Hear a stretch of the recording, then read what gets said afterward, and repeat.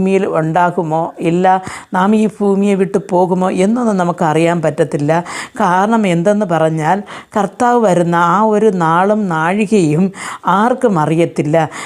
വരുന്നത് വരെയും തിന്നുകയും കുടിക്കുകയും കൊടുക്കുകയും പെണ്ണെടുക്കുകയും ജോലിക്ക് പോവുകയും വരികയും വീട് കട്ടുകയും എല്ലാ കാര്യങ്ങളും ഇപ്പോൾ നടക്കുന്നത് പോലെ തന്നെ കർത്താവിൻ്റെ വരവിൻ്റെ ആ നിമിഷവും നടന്നുകൊണ്ട് തന്നെ ഇരിക്കും.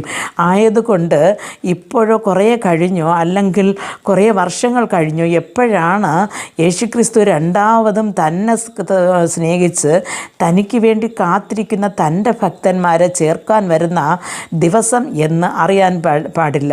പക്ഷേ ആ ദിവസം ഭയങ്കര ഉപദ്രവമായ ദിവസങ്ങളായിരിക്കും. കാരണം എന്തെന്ന് പറഞ്ഞാൽ ഇതുവരെയും ലോകം ഉണ്ടായത് മുതൽ സംഭവം നടക്കുന്നത് വരെയും അതേപോലെ ഒരു കഷ്ടം ഈ ഭൂമിയിൽ വന്നിട്ടുമില്ല.